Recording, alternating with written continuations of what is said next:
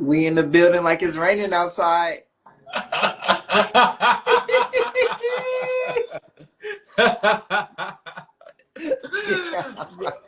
Bro, we in there like swimwear. You We feel are, me? man. What's You know? up, family? Oh man, everything Oh, man. is up, man. It's up. Man, it What's is. It's good to see you. great to see you, man. Great to be seen. If you know what I mean. Keep it Hmm. fresh and so clean. Yeah, yeah, yeah. Blessings, brother. You a machine, man. You a trap cheat machine. Man, we You going a crazy with fasting the trap too. machine. Man, we going crazy. Hey, that's you.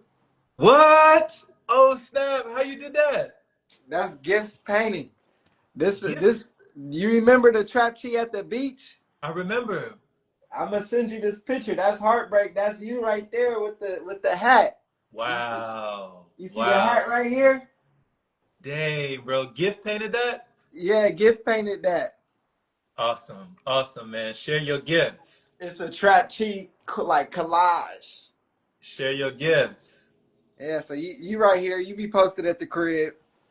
I'm already there in spirit, man. Thanks for letting me hear it. You know, I'm there in spirit for sure, man. I love the painting. I love the artistry. I love the artwork. And I just love the work that you're doing every day, every week. You know, just trapping, you slanging juices, you Mm-hmm. know, keep helping people find the solution to get away from pollution. Mm-hmm. You know what I'm saying? Mm-hmm. Raising the vibration that we need in the nation. Yeah. You know, Yeah. clearing out the constipation for recalibration. Ooh, he got bars. I know Jerome always got the bars on deck. You know what I'm saying? So please, man, let us know, what's been developing lately, just how you've been showing up in the world and how the world has been showing up for you. What has life brought you this year? I would love to hear. Okay. Thank you for asking me that. Well, like you were saying, um, I feel like I constantly everything I do is like tapping in with the community. You know what I mean? So if it's trap chi, I'm trap chiing with the community, whether that's in person or online and live. Like you said, the juices, I'm outside with the community. Boom, boom, boom. The massage, I was massaging, helping the community, and then in this year too, I also did a little. I got back to doing a little bit of Uber driving, and that still is just like hands down, like on the front lines with community. You know what I mean? And so this year has been a lot of. I have been focused a lot on work and just like catching up with the financial aspects of things, and also just internally developing. And this year has been really good um, because yeah, we did this fast, this 180 days. I was working a lot and working out, a lot of meditation, a lot of internal investigation, a lot of just internal growth, evolution, sitting with myself, really getting into the details of like things that need to come out, letting things release, you know what I mean? Emotions, feelings, all kind of stuff. So this year has been really good. I feel like I've been focused on more of like my matrix life. Like, okay, you got your bills, you're this. I feel like I've been getting all the like foundation restabilized because the past few years I've been just growing and flowing more like a free artist. But now I kind of focused a lot this year, and now I'm stepping back into the space of like easing up again and getting back into the artistic flows, doing more shows, producing more events. But this year has been really good. I felt like a lot of growth, evolution, internal growth, and just more connection with the community has been happening. Beautiful. Yeah. Beautiful, man. Beautiful. I love to see the growth and development, in a real way, in real time. Mm-hmm. We're getting to witness your journey. You're documenting your journey in real time. I love to see Mm-hmm. you show up in real time. Like you're showing us how it's done, you know? Yeah. You're Yeah. showing us you really like showing us your different stages, your different levels of evolution. Just switching the gears like Luffy. Just switching Right. it, turning And it I feel up. like you gotta be it, you gotta be it. That's the message I've gotten throughout my spiritual journey is like, all this stuff and you continuously learn and you start to develop these insights and these truths, but yeah, you're gonna have to live it, bud, and you're gonna have to like extract the wisdom from the experiences, and it's just like you said, like show it, like make these videos, no matter what development you're at, make these videos, show up for the community, go live, breathe, do the work, even if you feel like, oh, you still gotta grow or you still got you're not quite there yet, it's still like just be it, you know what I mean? Just you gotta be it more than just speak it. Yeah, yeah, just an embodiment, like that consistent and persistent embodiment, like just to witness, for people to witness your consistency when I know that sometimes there's that resistance, but you're still persistent, you're still perseverant, and you push through, you push past, and you just jump over the hurdles, the obstacles, the adversity, anything that comes in your way, you're knocking down these obstacles, these walls that seem to be, I mean, you've gone through, there's been times where I know you've been through like tragedy after tragedy, like ups and downs. Yeah.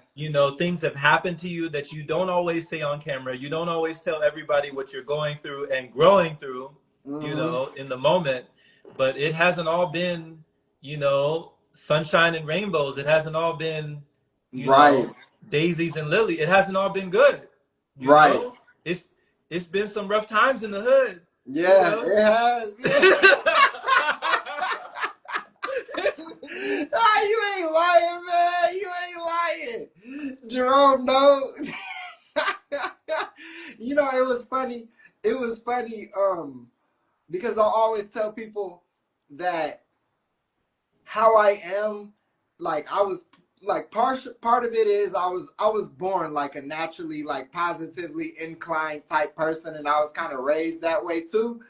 But a lot of this is work, right? And so people, like the other day, somebody at the juice stand, he said, "Bro, how do I get to be so positive like you? I want to be just like you. I want to get just where you're at." I said, "Oh, be careful. I said, "Be careful with that request because to get over here."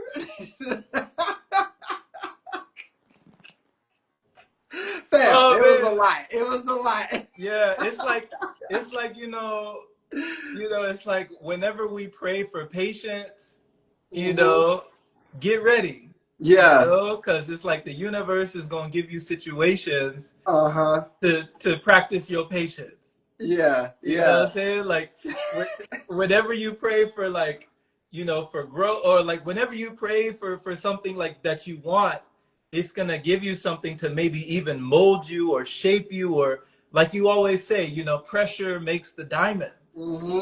No Hmm. pressure, no pressure, no diamond. So Yeah. if you're trying to be shining, you want to be that diamond, then get ready Hmm. for pressure. Get ready for pressure. And and the crazy thing is it can be so tough and so the pressure can be intense at times, but it's so rewarding when you work through it. When Yeah. you work through it, you grow through it. You're not running, you're not escaping, and you just grow through that pressure. Once you get through it to that other side, first of all, the journey is something else. Yeah. It's a whole nother thing to be grateful for, even though you don't in the moment, you're like, I'm not grateful for this, you know what I mean? But when you get to that other side, it really helps that internal cultivation of like you said, patience, Yeah. acceptance. Like you said, you've been knowing my last couple years, and some of it has been major ups and major downs. But like even just the way I'm noticing, like I respond in society in real time is so much. I don't want to say better, but it's so much more uh, at ease and so much more acceptance and patience within naturally without forcing it. Like even the past few weeks, there have been a couple situations where people, you know how people are wild, and where I've gotten into interactions with people where if it wasn't for me just being so calm and just like, okay, not responding to any energy I'm getting and just really naturally being like in acceptance and being like, okay, bro, just basically not being moved by the energy they're trying to bring. Things could have went other ways, but because of all the experiences I've been through, I'm really like, I'm just like, okay. I'm like, all right. I'm at acceptance and peace with whatever you bringing me. I'm not going to entertain any negativity. If you're feeling a type of way, we could talk about it, but like just the past few weeks, there was certain situations where people had kind of came at me sideways and I just didn't even acknowledge the energy. I was just like, whatever. Yeah. I'll say what I have to say and we'll keep it, cordial, but I'm not entertaining any of that. I have no interest in it. And it felt good because it wasn't forced. Like some people have to force it, but yeah, and I feel like that's because of the pressure. Right. You start to respond to life's pressure differently when you used to certain temperatures already. For sure. And great example, when people come at you in that, come at you, they don't come at you correct, Mm-hmm. when they try to project, you Mm-hmm. know, what they expect, you might have to redirect, Yeah. to reconnect with yourself, to really just get with yourself in that moment. Because for people who don't know, I even remember you years ago, Sunrise, in on Clubhouse. Yeah. In those sessions on Clubhouse when you didn't even see the person's face, you just heard their voice. Yeah. And you Yeah. were in groups, you were in community, you were in, these gatherings on Clubhouse where some Mm-hmm. people would join and you could feel like negative energy step up in the room just through their vocal tonality, just their energy frequency of the vibration of their voice. You could tell that there was a spirit that had entered the room that was not the best intentions, for the overall room. And I remember hearing you having to regulate, like you had to regulate the room. You had to like, okay, everybody, let's take a deep breath. Uh-huh. Let's bring things, you know. Because you can feel that energy shift, man. Like you said, we're not even seeing the face, but you can Right. feel it. And yeah, just like real life practicing de-escalation and then also staying at peace while setting boundaries. You know what I mean? Like me and Yeah. Nita was laughing about this the other day because we was hiking Runyon Canyon doing the trail, and this bro was like, people just be people, bro. People just be people, and bro, whatever that means to you, people just do human things, whatever. And so this bro comes up to me, and we're walking on a mountain, like we're all hot and sweating, and we're talking. He's like, "Oh, you were selling the juice, da da da da. Oh, you're a massage therapist, da da da da. Um, I think I'm good at massage. Could I give you a massage right now while we're walking down and you tell me if I'm good or not?" And I was like, no, but no, I like your enthusiasm. I appreciate you, but no, you know what I mean? And he's like, oh, okay, cool. Could I put your pick in my hair? I want to see if it goes through my hair. I'm like, again, no. But But I love Boundaries. your curiosity. I love your energy, family. You got great energy, and I know you got great intentions. But no, you can't. But it's all good. And she was just laughing. We were laughing about that. She was like, "How did you make that no sound so friendly?" I'm like, "I'm just, I'm just being real and authentic, and we can have boundaries and de-escalate stuff, and still maintain this energy because if you maintain your frequency, that other frequency won't dominate. That negative won't dominate. It'll fizzle out. But if you take that on, if you get irritated and you like, oh, now that energy being Yeah. transferred is multiplying. Everybody feeling it now a little more. Hmm. So I Yeah. feel like I've just been like, yeah, we can de-escalate and do this. Like, just maintain your zen. Like, just this Mhm. bubble. I'm like, this bubble that I'm in is like, we're just gonna maintain it. Yeah, I feel you on that, man. It just reminds me, even when you describe it, the analogy of a bubble, I think of Pain from Naruto.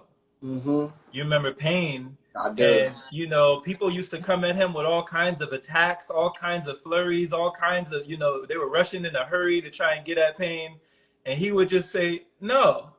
Like he would just Yeah. put up that big old force field, Uh-huh. and you couldn't get past it. You can't. Same with Itachi. He would just give you that look and be Mm-hmm. like, access denied. You know, like no, Yeah. those were like boundaries. So Mm-hmm.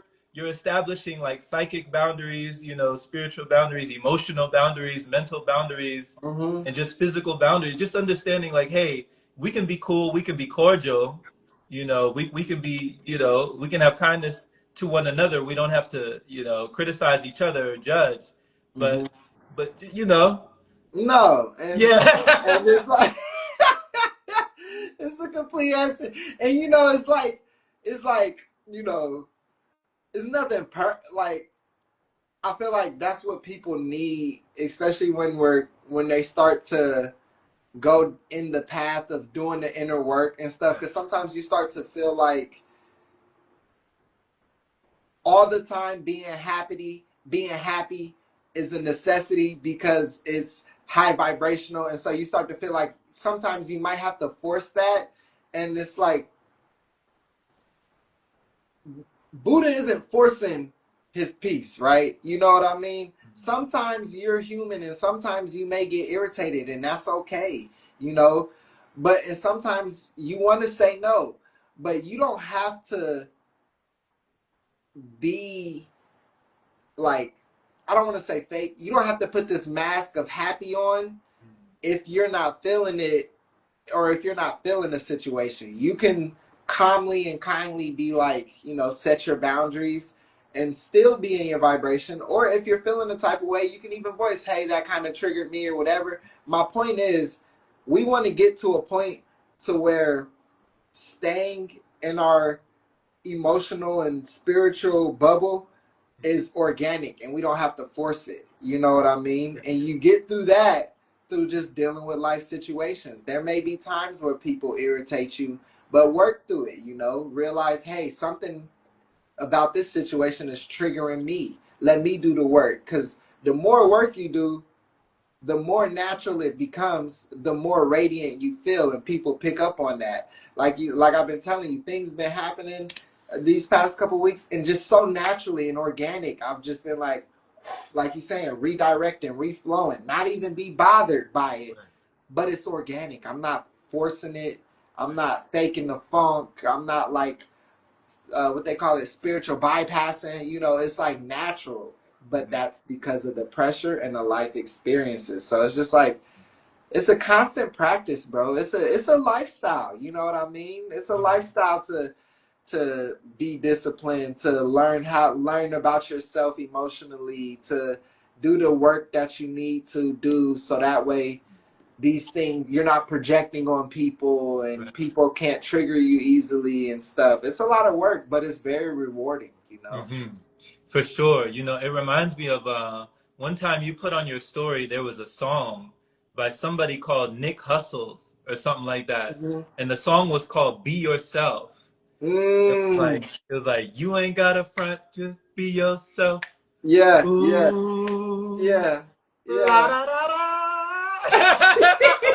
And I was like, oh my God, this is perfect. It's just a perfect song. Like, just be yourself. Mm-hmm. You don't gotta front, like you said. You don't gotta lie to kick it. You don't gotta fake the funk. You don't Mm-hmm. have to, wear the mask like Toby. You Yeah. don't have to wear that mask. Madara Uchiha.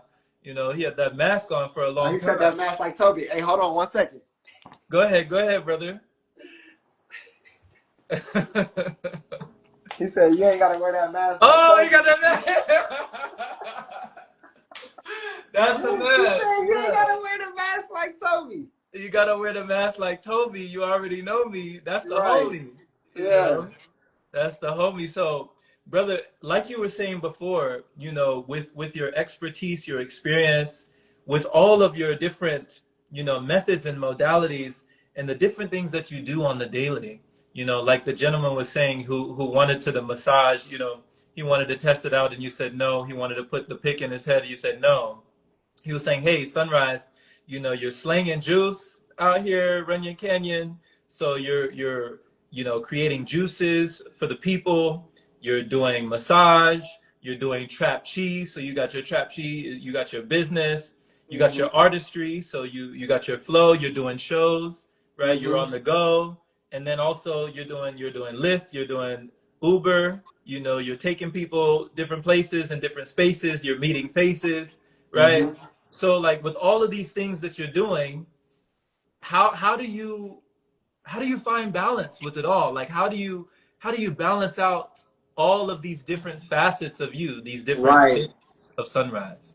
So the past 6 months, I felt like doing all of that, I kind of was going a little hard, and I kind of was at times imbalanced because I was kind of overloading my plate, but I was just knocking out like bills. I was just knocking out stuff just so I could hit some goals. It was kind of an intentional imbalance in the sense of I know it was a lot to put on my plate. Mm-hmm. More recently, we just let go of Uber, you know, and now I'm focusing more energy on the mountain, the massage, the juices, the massage, and the creative flows. I'm getting back into, you know, in the studio. I got a project I'm working on, but basically the routine that kept me in my peace, in my center through all of that, you Mm-hmm. know, the routine, the exercise, you know, the waking up, meditating, pray. My routine is I wake up, meditate, pray, exercise, do a stretch, a little deep breathing, you know, clean up my little area wherever I'm at. And then, you know, eventually by the time I do all that, it's about time to teach class. So I think that routine in itself is so simple, but it's what anchors me throughout all the motion because I've been doing a lot.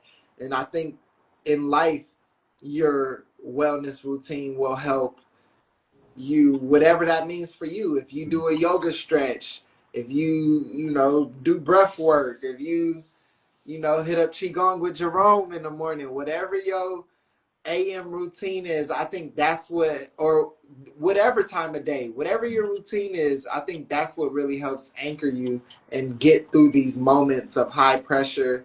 And like you were talking about balance, like I Mm-hmm. said, I felt like I was overworking for a long time, and it was planned that way.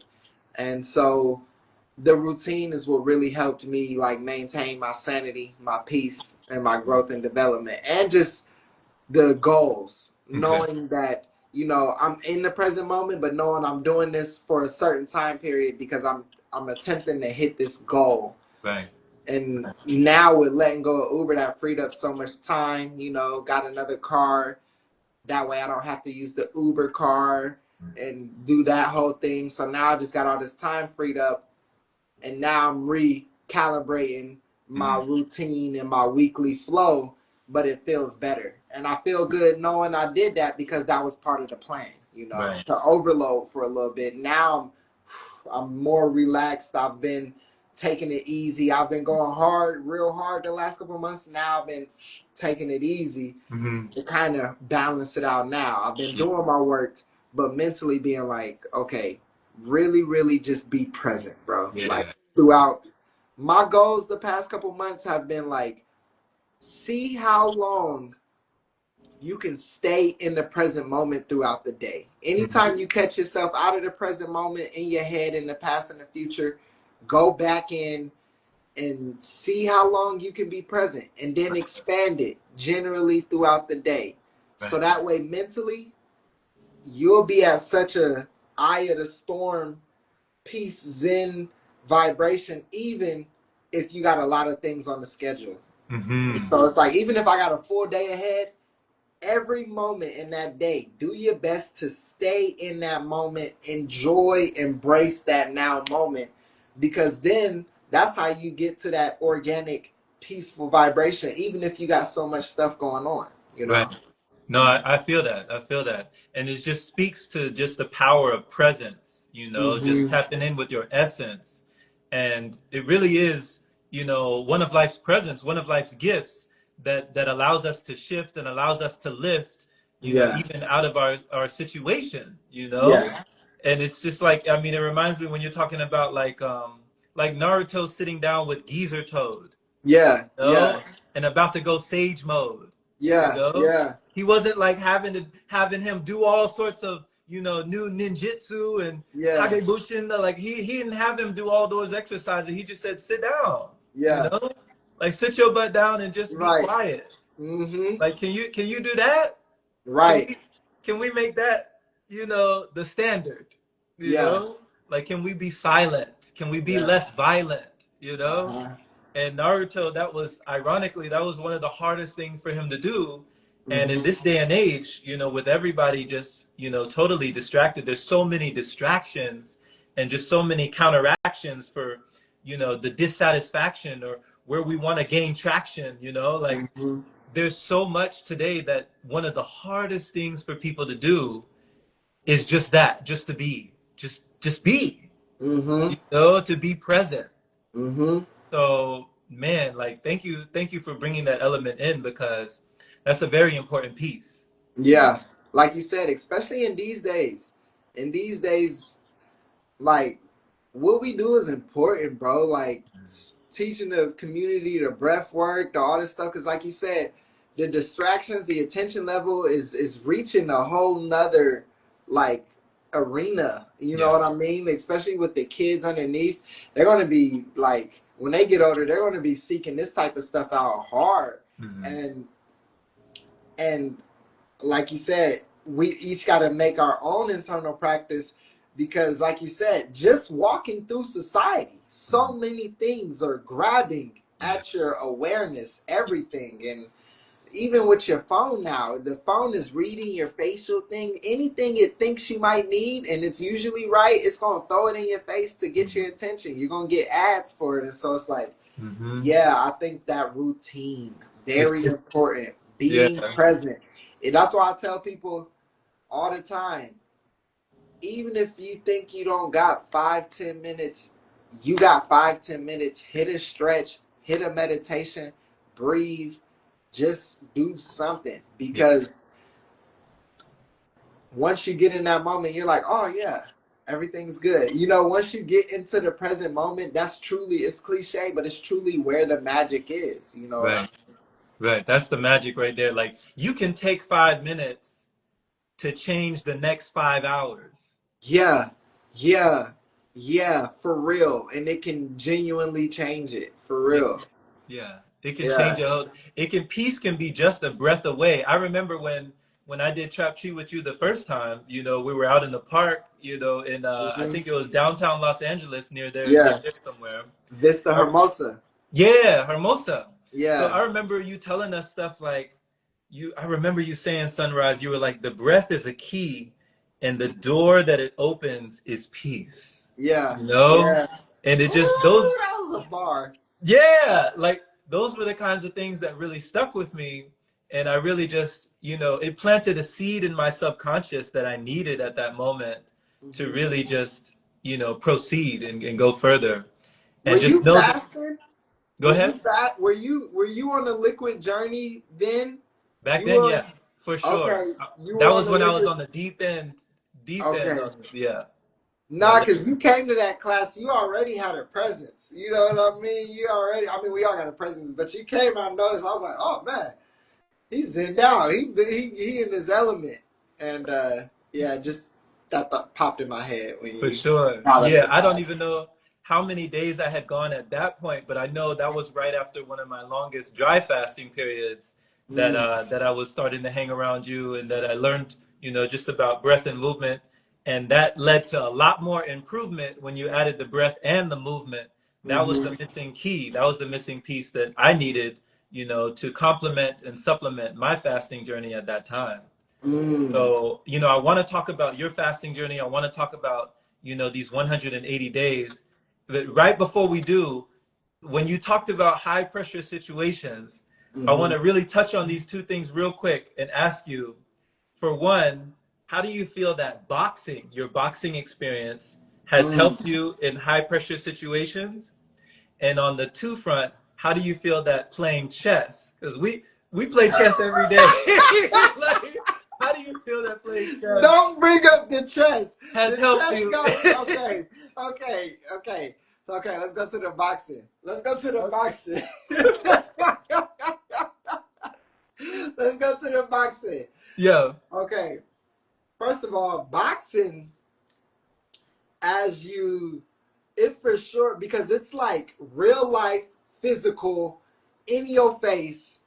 You got to practice calm within the storm, and the storm is right in your face, Mm-hmm. right here, and it will hit you if you don't keep it flow, maintain your fundamentals. Yeah. Like Gift, my coach Gift, he always say it's the fundamentals. It's the fundamentals. He said I've been doing this 15, 20 years. I still practice my fundamentals every day. You Right. know what I mean?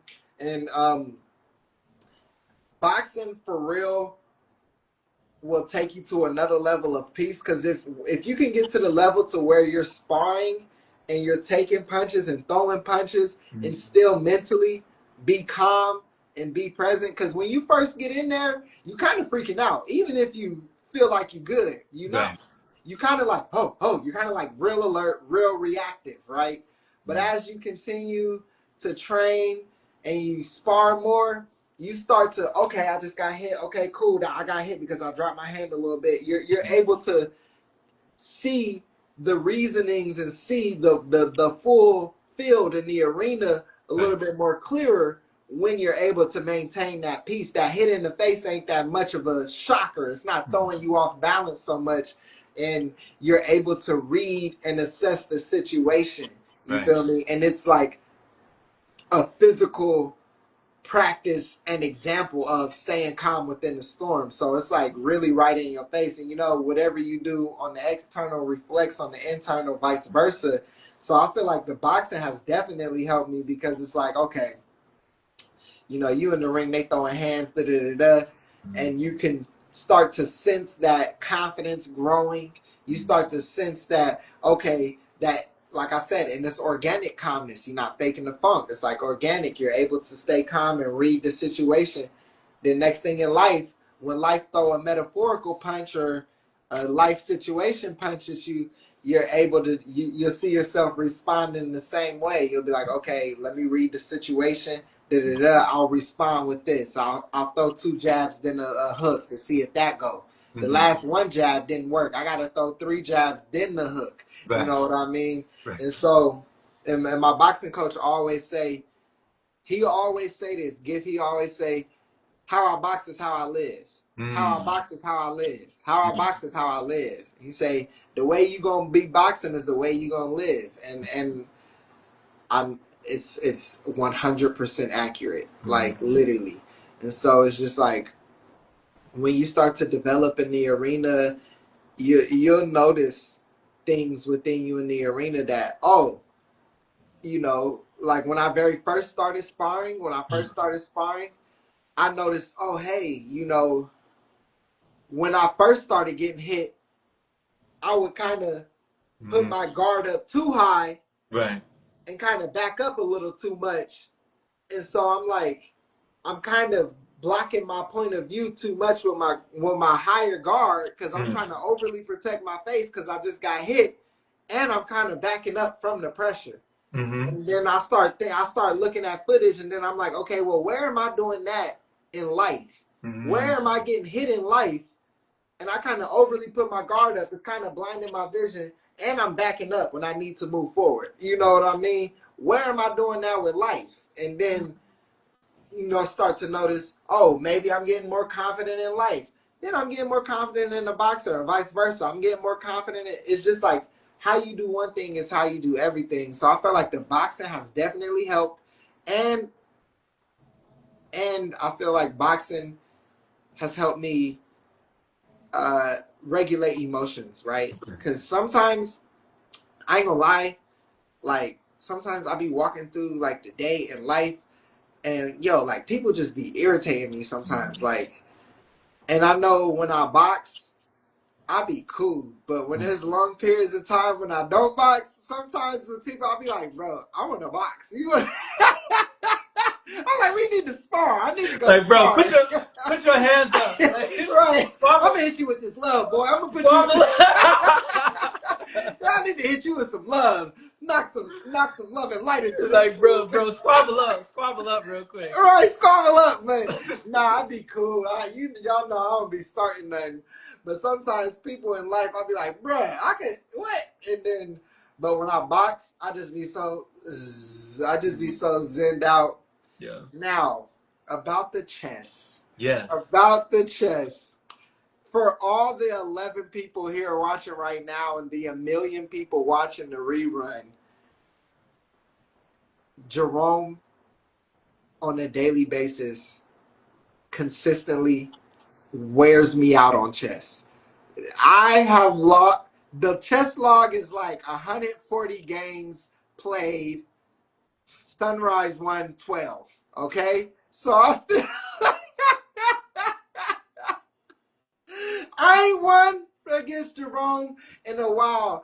And you know, with the chess, it makes me feel like this is my anime arc. I feel like this is my Rock Lee. I feel like this is me never going up, never giving up. You know what I mean? And I feel good because I feel like, we gonna get it one day. And I feel like also, you know what I've learned through the chess is there are a lot of games that I lost to you that it was one move that I was making unaware that shifted the whole flow of the game. Yeah. And I was like, oh my gosh. And I was like, there'd be one move where I'm like, I'm walking and I'm like, oh, I get the chess notifications. And I'm like, oh, didn't really think that through 100%, but I'm like, that'll be good. And then I'm boom, boom. And then you make a move and I'm like, oh, I seen that. Why did not, you know what I mean? And so I feel like the chess is also teaching me be mindful, be aware, because the same as boxing. It could, the same way you do, one thing is how you do everything. Right. You could be making one move unconsciously that you think is just, it's an all right move because you just scanned the field real quick. But if you took just a little bit more time to be present and really analyze the field, you can make a better move. So I feel like the chess has taught me persistence, and I'm like, well, at least I know I won't ever give up because I haven't won against Jerome in 8 years. No, I'm playing. There be some times, bro, there be some moves that you've made against me that I have to take a deep breath. You know? Like, I have to, you put me on the back foot, you know, I have to put my hands up real quick because I'm like, wait a minute, where is he going with this? You know, I'm like, I can sense there's a disturbance in the force.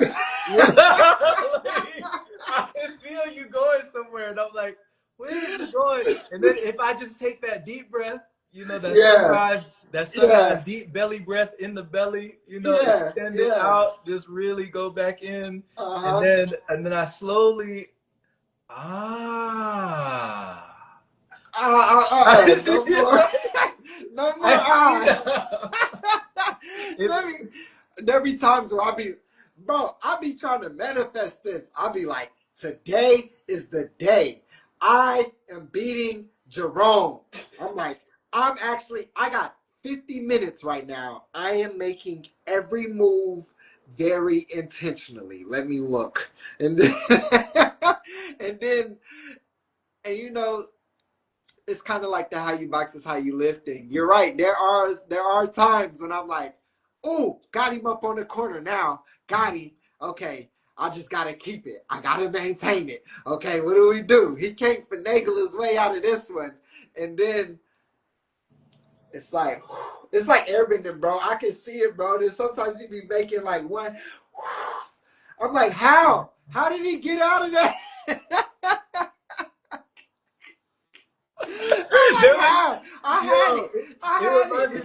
There was an episode, not to sidetrack, there was an episode on the Batman the animated series. You remember Batman? The animated series. For those who don't know, they had a cartoon, and it was just so OG. It was called Batman the Animated Series. He was going up against everybody, you know, the Joker, the Riddler, and you Yeah, know, Scarecrow, all these different villains. And one time he went up against the Riddler, and the Riddler had Batman dead to rights. He had him. He yeah, had him. Sunrise. He had him. yeah, Like he got him in this building, this facility, and in this cage. And then there was like a jack in the box that popped up and was like, "Gotcha, gotcha." yeah, And it was yeah, like a bomb that was set to go off in 10 seconds. Batman only had 10 seconds. And it said 10, 9, 8, 7. And it started counting all the way down. And the explosive, like there was like dynamite. It was like so big. Like there was no way that he could get out of that situation. And meanwhile, all the doors, all the exit doors are closing. They're shuttering down, like every window, every door, like everything is closing, closing. There's no way for Batman to make it out. Later on, Riddler is at a party. He's partying, right? He's yeah. sipping mimosas. He's partying it up. He's like drinking. He's the happiest he's ever been in his life. He's just, you know, associating with all these people. Guess who walks up? Bruce Wayne. Batman. Yeah, yeah. Batman. Batman just, he comes out the window, the lightning strikes, and he's right there in the window sitting there. And the Riddler's like, what? And he sends him off to jail. When he goes to Arkham, the Yeah, Riddler is just screaming. He's pulling his hair out. He's like, how did he do it? How yeah, did he do it? Like, yeah, I have to know. yeah, I have to know. And what he didn't know was there was a safe. There was like a metal safe inside of the building yeah. that Batman just jumped in the safe when all the bombs went off and everything exploded. He simply locked himself in the safe and he protected himself.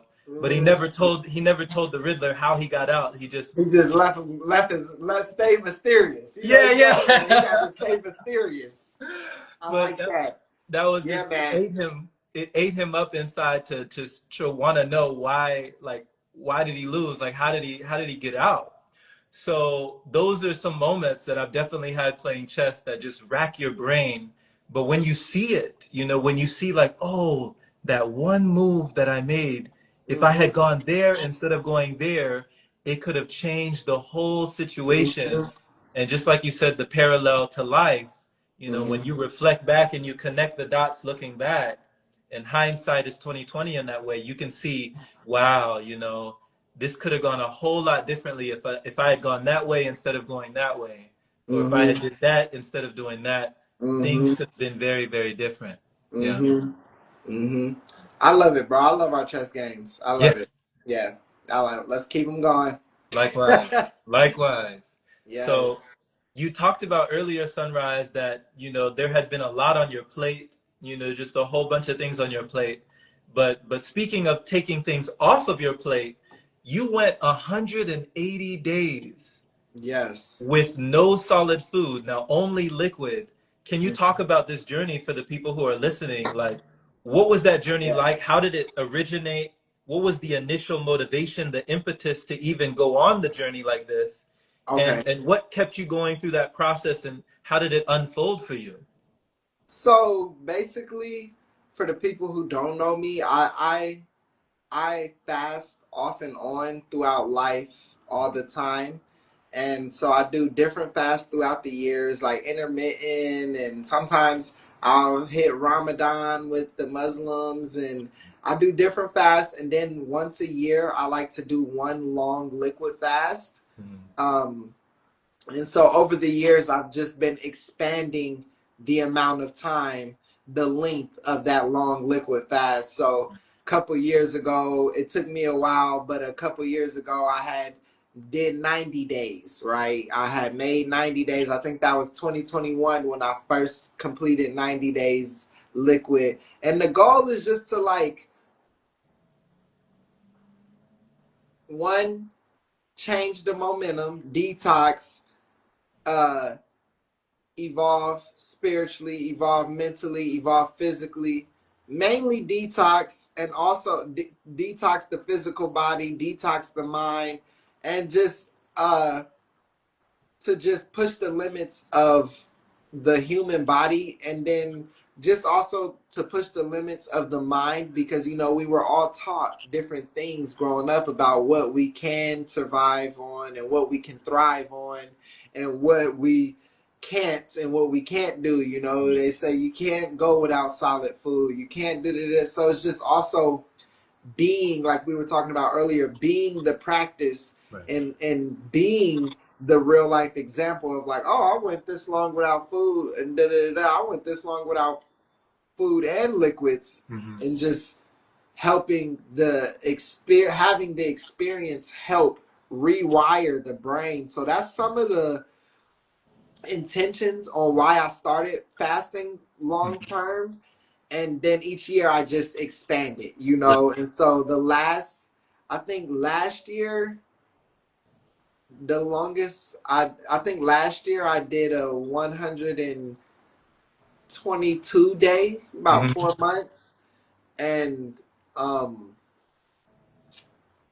so I was like, this year I was thinking like I did 4 months last year. I was like, maybe I'll go 5 months, but then I was just like, let's just knock out the half year. Why not? Let's go a half year.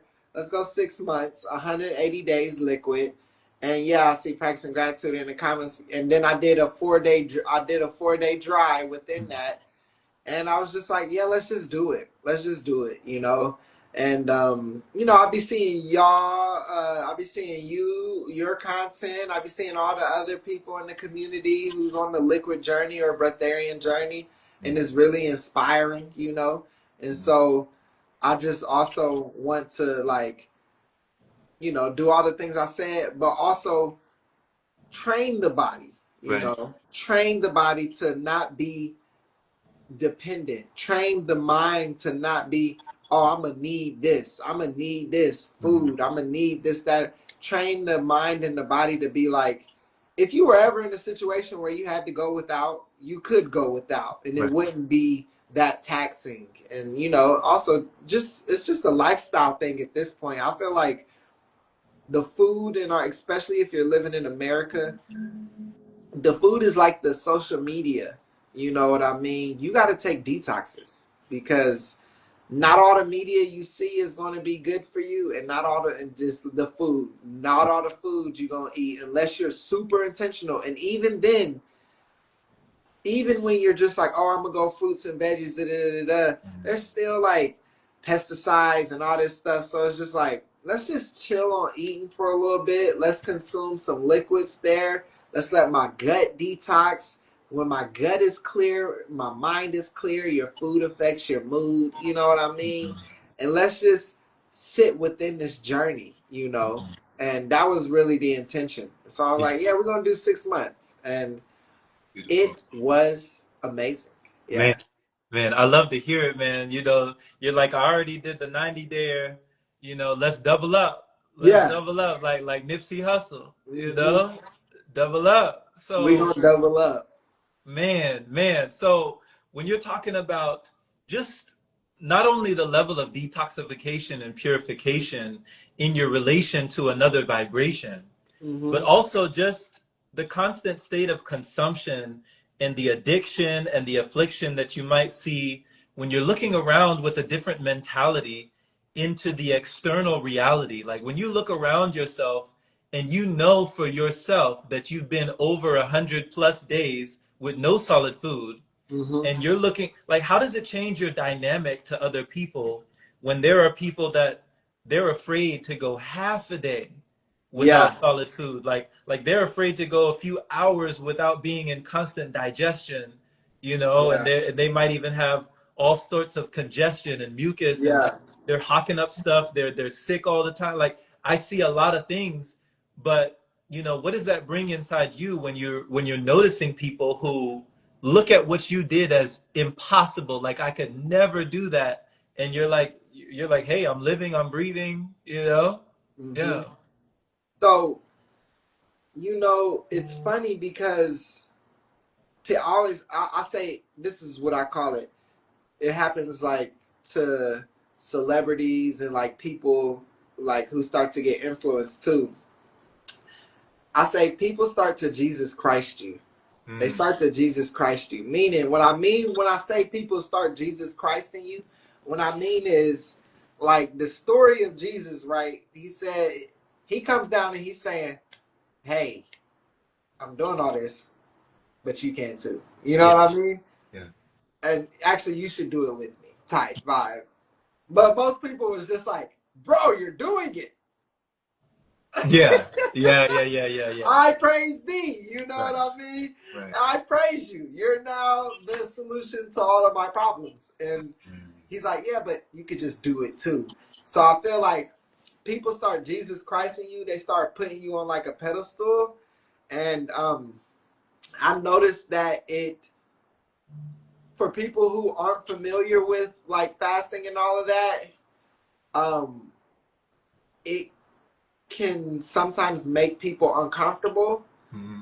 even just to talk about it. And even people who are aware, sometimes it makes them uncomfortable. You really see how much society, how much consumption is interwoven within society. Mm-hmm. Because yeah, when you start, I noticed a bunch of times, this fast, I've been doing it for years.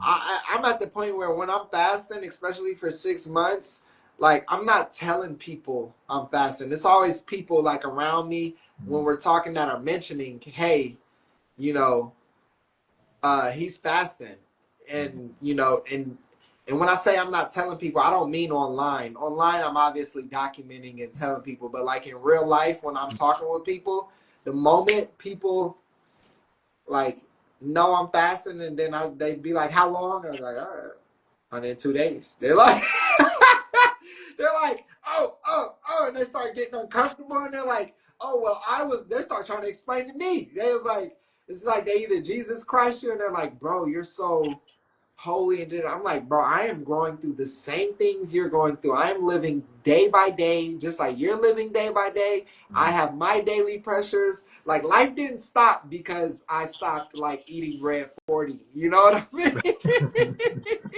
Because I decided not to eat like poison. Life Right. didn't stop doing it life what life does. Exactly. So either like kind of pedestal you, or they start like feeling uncomfortable and trying to Right. like explain like, "Oh well, I was just on a fast. I was going to fast," and I'm like, "Hey, bro, I want you to do whatever you feel called to do. A Mm-hmm. fast is definitely a great thing, giving your stomach some time to detox Mm-hmm. and all of this.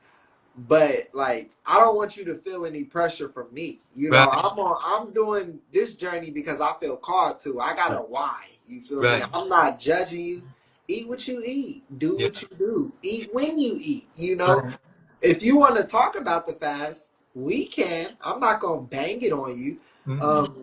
But yeah, I would find that sometimes it would make people uncomfortable. Especially like don't go to your friends. I mean, you can go, but don't go to your friend's birthday dinner and you fasting, because you gonna make people, anybody. Don't go to no family event. Right. Don't go to no family event and you fasting unless they well seasoned with the whole knowledge of it.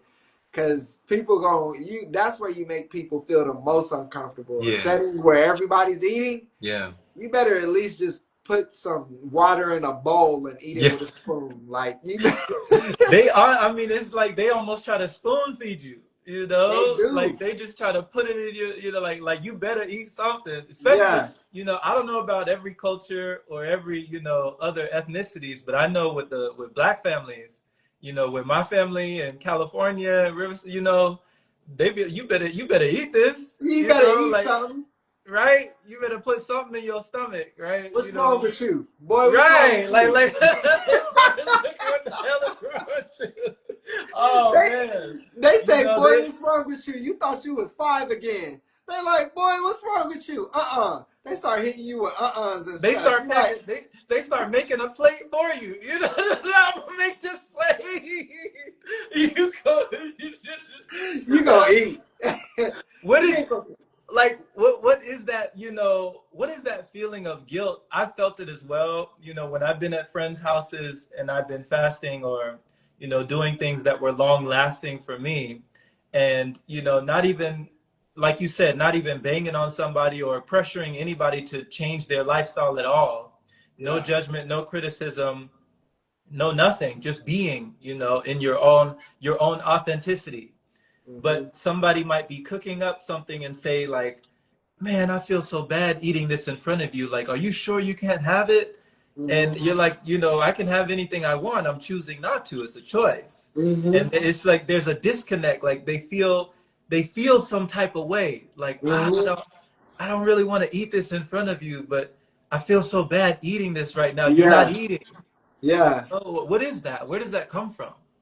That was one thing I was pondering a lot during this 180 days, and I think it's mainly a social construct. Okay. I think like it also stems from like maybe like memory in the DNA. Like I feel like that's also like how some people and some tribes are like one eat we all eat types Right. vibes, like from a time period of when maybe food was scarce and it was like not as overly available. I felt like back then it was like survive when getting your food was like your main part of your life, you know what I mean? I feel Hmm. like it probably stems from that feeling like we got to make sure people ain't starving.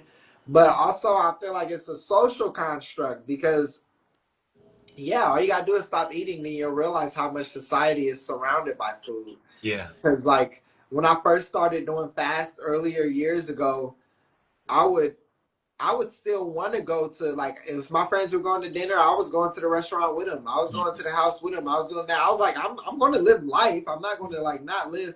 But yeah, like you said, I notice when I'm not eating and I'm at the restaurant and I'm just not ordering nothing, people are like, "Oh, I can get you." I'm like, "No, it's not a money thing. It's not a money thing. It's good. I'm just not eating."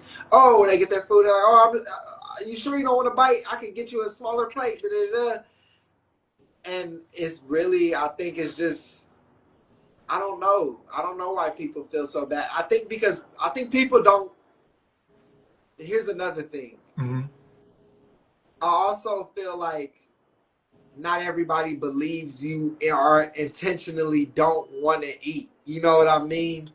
There are people who either consciously or subconsciously can accept that you really don't, you're choosing not to eat. Like, they might think that you're just saying that for some reason. That's why I think they offer, "Oh, I could pay you." They might think you're just saying that because you don't got the money, or, "Oh, you're not able to eat," or something.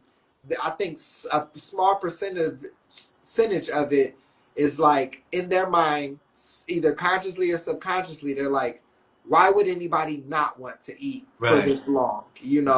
And so I think it's also an acceptance thing from them, whether they are conscious with it, like I said, or it could be something deep in their subconscious, and they're just like, nobody would do that. Who would go this many days without eating solid food? People. The first thing they ask you, Yeah. why would you do that? Right. It's the same thing with with alcohol. Mm-hmm. Like when you're at a party and you're not drinking, you're the only one not drinking, and everybody else is drinking. Yeah, There's a lot. Like, what are they thinking when you're the only one not drinking? yeah, You're the only one not sinking. You're just not drinking. You're like, and then somebody might ask you, well, why aren't you drinking? Why aren't you don't want to drink? You yeah. don't want to drink, or maybe you say something like, "Oh yeah, I stopped. I'm taking a break," or "No, I stopped drinking," and they're like, "What? Why? Right, right. Why? Like, did you? What happened? Like, what happened? Yeah. They want to Did know you? what Did you? experience. Yeah, What like, did experience you? happened. Did you go crazy? Did something happen? Did you get violent? Did you, like, what happened? Like, they're wondering why you're no longer drinking poison, you Right. know? Like, That's why funny. you no longer want that in your body? They're like, what happened? What? Tell me. They concerned. They concerned. They're There's concerned a about you now that you right. stopped. There's a comedian. There's a comedian, Tony Baker. His name is Tony Baker. He's pretty funny. I seen a clip of him talking about this, and I've actually met him in real life. But there's a clip of him talking about like he don't drink, he don't smoke, and he's vegan, right? And he said the same thing. He's like, "Man, it's so crazy because if I was to come up to people and say, I'm not drinking water no more, nobody would say anything. If I was like, I ain't drinking water no more, nobody would be like, what are you doing? Da, da, da, da. He's like, the moment I'm at the place and I'm like, I'm not drinking, I'm not smoking, like you said, he's like, everybody's like, what's wrong? He's like, why? What situation happened to make me not want to drink poison? And he did it way better, but I just thought it was so funny that he brought up the water part, because it's so true. If you were like, I'm not drinking water today, everybody would be like, huh, okay. Nobody cares. Yeah, nobody cares. It's okay, cool. But if you like, I'm not drinking alcohol, you're like, what?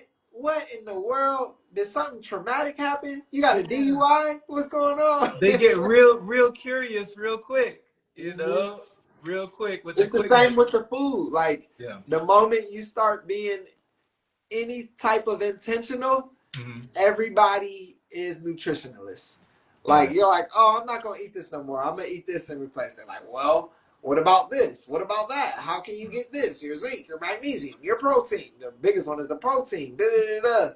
Yeah. But it's like, bro, you were just eating like plastic, dog. Yeah. Like that stuff is like a chemical soup plastic. And Hmm. it's like, not to judge you, but it's like that curiosity that you have about the integrity of the food Yeah. wasn't there until I told you my intention to do better.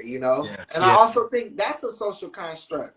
I think Hmm. like people asking, why don't you drink, or why? Because we've made this such a socially acceptable thing. We've Yeah. made overconsumption so normal, Yeah. that when you're just not overly consuming, people are like, what's going on with you? When it's Right. like, no, what's going on with us? Why are Yeah. we eating like Yeah. this? Yeah. Why are we doing this? Yes. It raises the question. It almost, it's like it's unearthing these unanswered questions that we have not asked ourselves. Yeah, You know, it's like you just seeing somebody not participating in what the wide majority, the masses are participating. It raises someone to the awareness of a question that they haven't been asking, yeah, Like, wait, why am I eating so much? Wait, you haven't eaten in how many days? right, What? Like, is that even possible? Is that healthy? You look healthy, but is that healthy? right, Like, are you sure that's safe? Is that safe? right, And you're right. thinking, bro, we're eating plastic. We're eating inorganic material, like lab grown material. Like, the French fries that they make at Yeah, McDonald's? Do you yeah, know, like the Spud factories, like whatever, they spray it down with all of the chemicals that they spray it down, that even the potato farmers can't even be around it for like 6 weeks because it's complete. They could die, yeah, yeah. just to get the spots off of the fries. They can't be around it. They could die. It's lethal. And then And then they we're fry just, it, in remixed car diesel. come on. And then we just, it's going to the little kids. You see the little kids eating the French fries and just, Mhm, like, I need some extra ketchup and barbecue sauce and sweet and sour and honey mustard. mhm. And we think that, I mean, just coming off of my own experience, all the stuff that I've eaten and consumed over the years, the fact that I'm still alive is amazing. Mhm. It's amazing. Like, Shout out to the body. shout out to the body. Like, you got to pat yourself on the back and say thank you. You really got to shout out the body. It's been with you since day one. This is your original day one. This is your day one. you Yeah, know yeah. and just the fact that we're still here after all of the stuff that we consume. Why would we think that we can't live on nothing at all when we've been living on things that are completely inorganic? Like, there's no nutritional value in those, like nothing. Nothing. Those chicken nuggets are doing you no favors, You just right? taking the That time, lucky space, and energy. that Lucky Charms, that Cinnamon Toast Crunch, right? Those Fruity Loops, it was those Slim Jims, right? Mm. It was doing me no favors. There was zero, zero. And just to live on that, to live off that, you got to question, you got to ask yourself some questions like, who am I to think that I can't live on less? Right. When what I've been living on is not even living. Mm-hmm. You know, it's not even giving anything at all. So thank you for just raising that question because that's a question that I needed to ask myself as well. Right. Yeah. And you know what else too? I also think a final like part of that formula that makes people feel a little weird is consciously and subconsciously people know that they're not eating well. Yeah. You know what I mean? People know. Like when you're not eating well, you know. Like when I was and when you're over consuming, you know. So when you're faced with somebody who is like, "Oh, I'm not doing that," it kind of makes you think about what am I doing? You know, Yeah. that's why that's why I think people start to explain to me all the time when I'm fasting. Oh, I was going to fast, or I'm about to fast, or I didn't fast, and I'm always here to talk about it.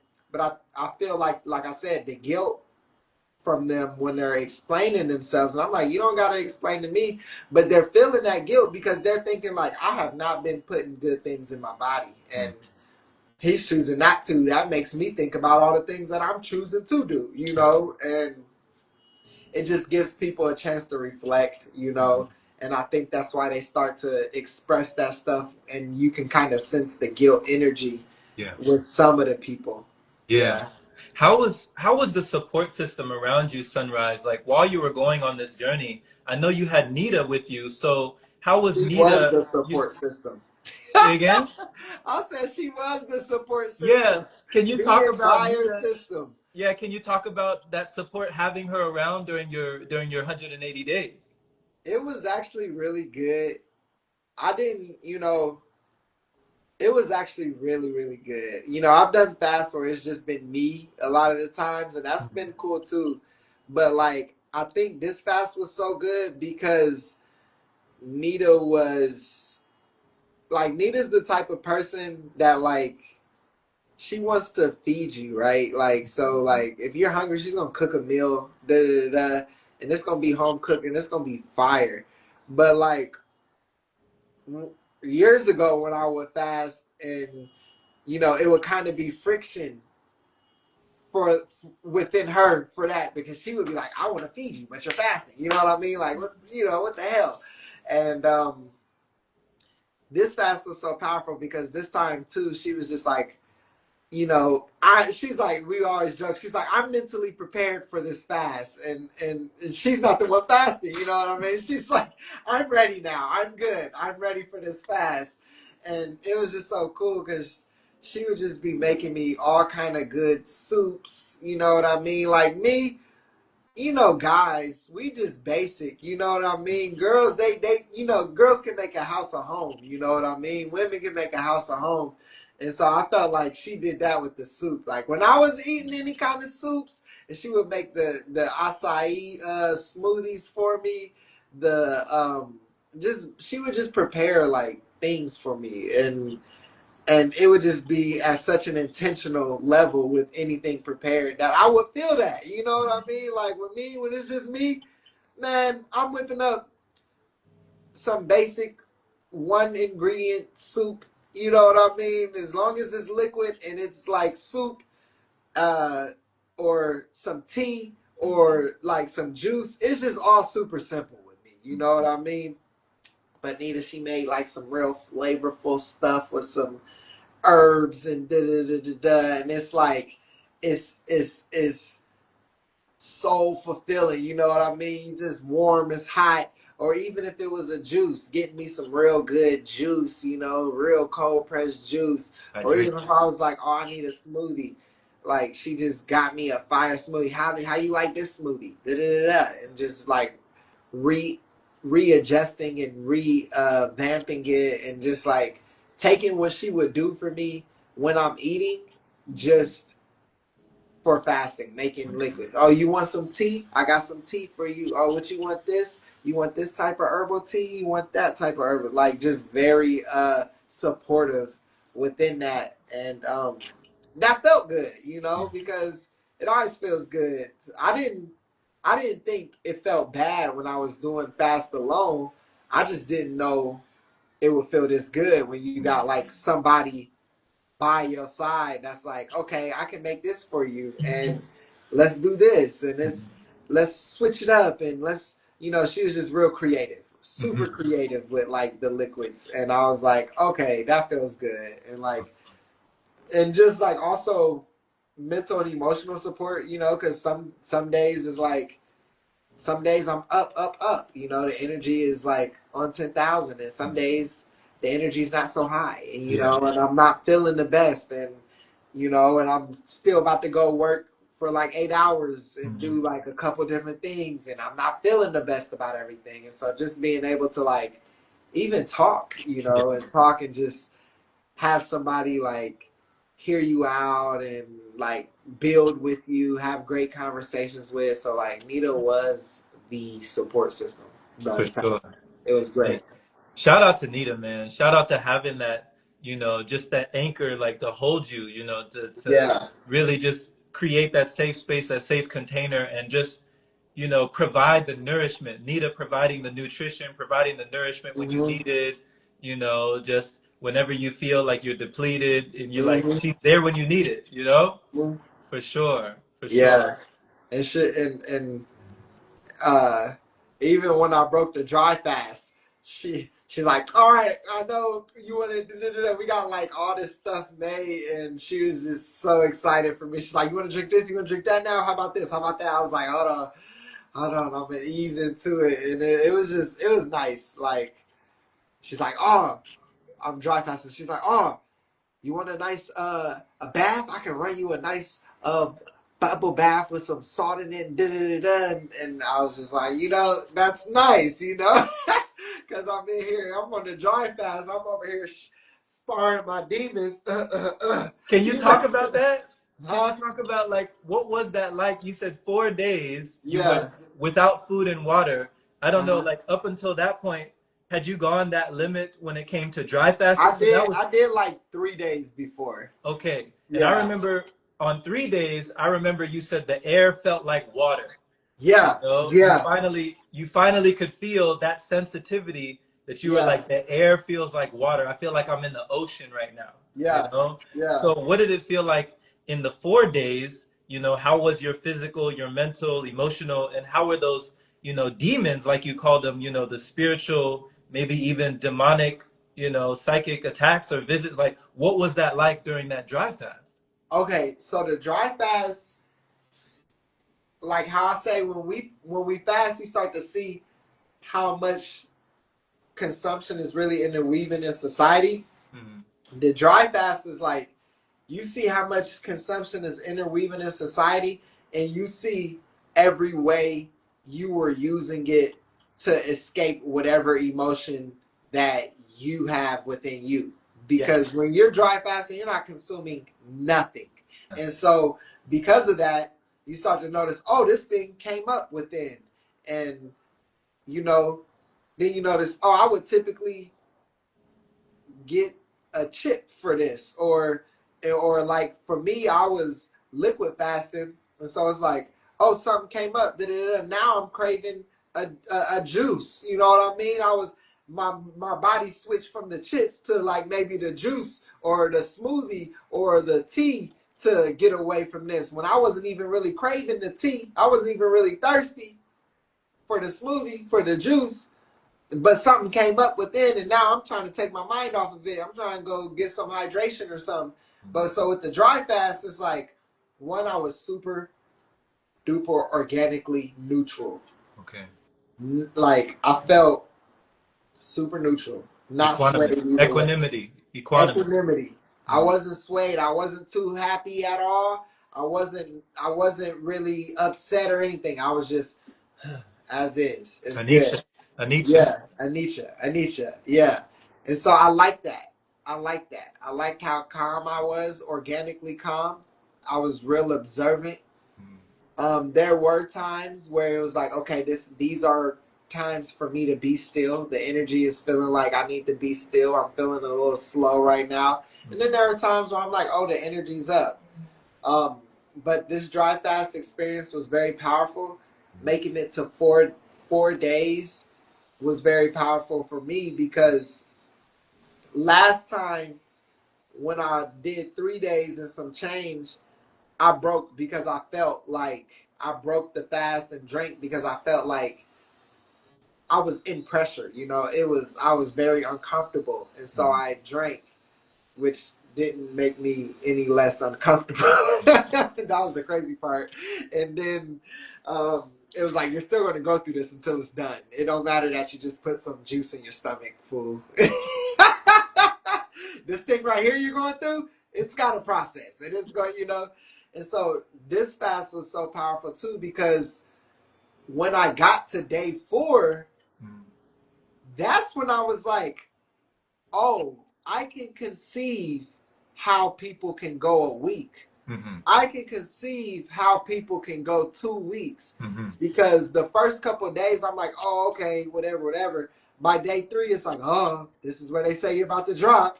This is it. They say you're gonna drop this day, and then by day 4, I was feeling good. I was Mm-hmm. actually thinking like, I could go a little longer. Yeah. I could go longer. I could see this. It was like, it wasn't just the mental acceptance, but I also felt like my body told me like, okay, we detoxed all that other stuff, even the liquids that you were drinking. Mm-hmm. We're kind of in a momentum now. My Mm-hmm. body was feeling like, okay, we can do this now. We got this. We got this. You know what I mean? So on day 4, I was like, oh, okay, I see how. What was the bro's name? Fasting with Trevor. I think he said he did 21 21. days. 21 And so days. I Yeah. was like, oh, once I hit day 4, I'm like, I can see how people can go 7. I Yeah. can see how people could go 14, Mm-hmm. 21. I can mentally accept that Yeah. and see it because I'm feeling this at day 4. And Mm-hmm. so yeah, it was a powerful one. I love it. Yeah. It was challenging. Mm-hmm. Just I would Because say what were those demons you were talking about, like battling your demons? What were the like right. spiritual, things, the spirits that were coming your way during those days? Well, I feel like it was more internal baggage. I feel like Okay, it was my own internal baggage than the external spiritual attack. I got felt like it was like we bring it back to Naruto's Naruto. It was like the 9 tails. It was like, oh, I didn't realize I had something within me there. And like I said, when I'm fasting, you're just dealing with your own stuff. you. Right. Situations are popping up in my head from the Mm-hmm. previous years, and I'm feeling emotional reactions to even just thinking about these things. And I'm like, oh, I'm still not over this. You Mm-hmm. know what I mean? I feel a type of way, and I've been felt the type of way, but I thought I was done with it, but I just suppressed it. And so because I wasn't eating anything or drinking anything, I just had the time to work through it, allow it to express itself, Mm-hmm. allow the emotions to come up, allow myself to, forgive yourself, forgive the other person, whoever's attached to that situation, Mm-hmm. and just literally growing through it. Somebody in the comments said, how do you overcome it? It's like, for me personally, when I'm not over something and some emotions are coming up, I want to acknowledge. I'm like, okay, I feel a type of way. This is real. Like within myself, I'm like, this is real. I'm not going to spiritual bypass it. I feel a type of way. Then I start asking myself why. Why do I feel a type of way? Oh, because so and so did this to me. That's not the real reason. Mm-hmm. That's the root of this emotion. Why do I feel a way that this person did that? Then usually you get to something deeper. Mm-hmm. Oh, well, I felt like if they did that, that means this. And then you get to the end of it, and really you just felt like you weren't enough in that Uh, situation. It's not the actual trigger. You felt like, oh, you keep asking yourself why, and then you get to the root, and the root is you felt like you wasn't enough. mm, And now you can start to acknowledge that. And that's when the healing comes in. Okay, I am enough. yeah. And for me, I'm enough for me. And just because they did that don't mean that you aren't enough. Da, da, da, da. And so you really start like just asking yourself why, allowing the energy to come up. And Mm-hmm. then using the affirmations to rekindle that, whatever that feeling was. Oh, I'm not enough, or oh, I need this, or oh, whatever, whatever. It's usually all internal anyway. So it's just like I just allow the stuff to come up, acknowledge it, exist for a while, say my affirmations, meditate on them, and then the affirmations are a daily thing. You don't rush it. Mm-hmm. You just because you are aware of what the issue is, it still may take a little bit of time for things to work out. Right. And then my only other like keynote is don't get caught in the quicksand of the emotion, Mm. because the emotion could come up and you could allow it to express itself, but give yourself a time period. You feel Mm-hmm. me? Because the emotions can be a quicksand and you don't want to get stuck in them. You Mm-hmm. want to let them come up and out and then release, boom, boom, Yes. boom, but don't get caught up dwindling and you get stuck in them with your mind as well. So Yeah. it's like the emotion can come up and you keep saying that instead of you inquiring why you feel this way, you might keep repeating the scenario in your Okay. mind instead of trying to dissect the scenario. Don't you might be replaying the scenario over and over again and refueling the emotions. Don't get caught up Mm-hmm. in the quicksand of the emotions. So that's just how I do it. I just let things come up and out, ask myself why a bunch of times, and be real, Mm-hmm. super raw and authentic. It's you. You can't lie to you, you know. And that's how Yeah. I do it. And then just accept. Accept. I did all this work, but guess what? I still feel some type of way. Mm-hmm. That's okay. It might take a week for this to fizzle out of your energy field. It might take a month. It's okay. Just accept it. Don't force it. Just acknowledge, accept, affirm, and move on. You know Yeah. what I mean? At Beautiful. an organic pace.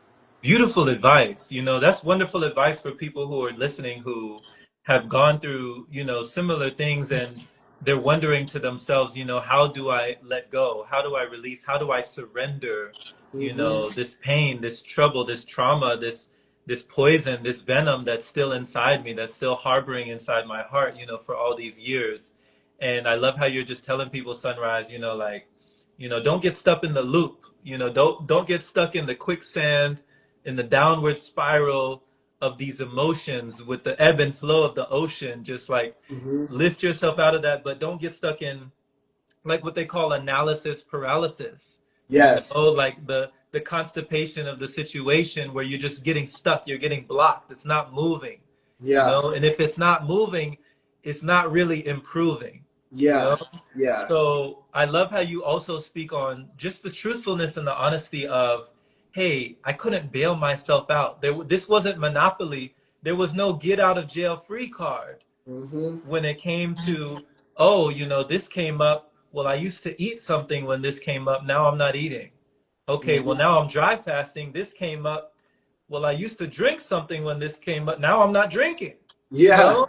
So it's like, I don't want to be sinking just because I'm not drinking, you Yeah. know? Yeah. So how do I lift myself up with nothing at all, with no external substance to Mm-hmm. help me?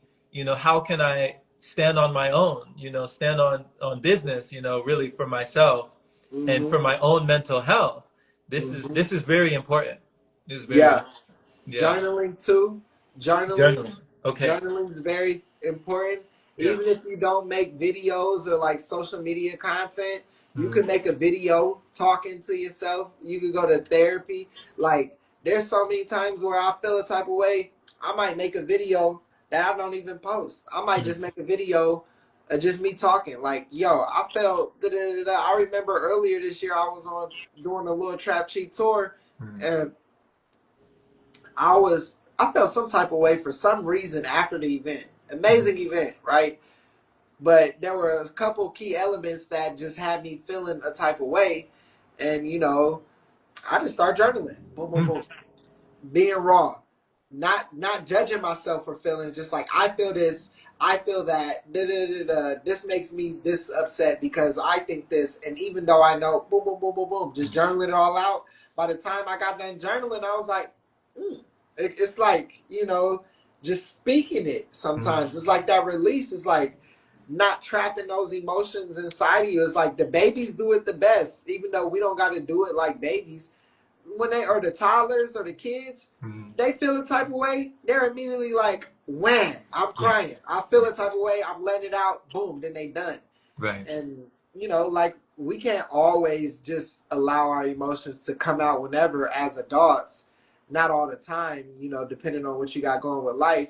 But look at how they do it. Yeah. A baby will be crying about something and they'll completely let that emotion out. 5 minutes later, it's not even anything to them anymore. It's not trauma that they're stored within. Da, da, da, da. So it's like, do that same thing. Give yourself some time to allow that emotion to come up and out so you can express it. For sure, for Mm-hmm. sure. You told me years ago, Sunrise, we had a talk just like this, a divine conversation, and you were telling me like if there was a situation, if somebody was in seventh grade and they were bullied, or they were traumatized because somebody was hitting on them or beating them or bullying them in second grade, and then somebody told them not to cry, like they didn't get a chance to cry that out, years later, even though they're an adult they never cried that out. You're like, you Mm-hmm. still got to cry that out. Like, it's still in your body somewhere stuck, in the layers of your subconscious. But Yeah, you took it personal. Like that was traumatic. yeah, So yeah. if we don't journal, if we don't talk it out, if we don't speak it out, if we don't, it's in there. Mm-hmm. These things are in there and they don't, a juice is not going to take it away. It's not magically going to erase it. Mm-hmm. You don't have to chase it, but you do have to face it. Yeah, yeah. You Yeah. gotta acknowledge it. And it's Mm-hmm. something that's like we could take it back to the beginning earlier in the video when we're talking about boundaries. Mm-hmm. Um, it can be the simple things too that can grow heavy. Yeah. Like and so like when I told that guy at the mountain, no, you can't. No, you can't massage. No, you can't use my pick. No, you can't. Da, da, da, da. That's something so simple, so small, right? But that could easily be like if I don't speak my truth or my boundaries, and I'm like, oh yeah, I allow something like, oh yeah, you can use my pick, and I don't want you to. Da, da, da. It's something so small like that. That little bit of irritation or that little bit of annoyance that you maybe this person's annoying you or being irritating or whatever, even something as small as that can get stuck and trapped in your energy field because you didn't express it. And to me, I wasn't irritated with bro, but he was just being a human, and me being like, no, not, you can't do that, but I do appreciate this. That allowed me to be transparent and real with how I was feeling and not hold back anything I was feeling. So now everything's clear. I'm not holding on to no energy from that situation. And that's just a small example, but I'm bringing it up to say it don't matter the size of the situation. The energy can still get trapped. That's why it's so real to just like, it's so important to be real with yourself and how your feelings and your boundaries and your delivery with things, because yeah, like you said, you probably still got stuff from middle school, or especially men too, because they tell us as boys, or they told us, maybe not, I don't know what they tell the boys now growing up, but they told us don't cry. They told us suck it up. Yep. You can't cry, suck it up. You a boy, Be a dude. man. Yeah, yeah, Yeah, yeah. be a man up.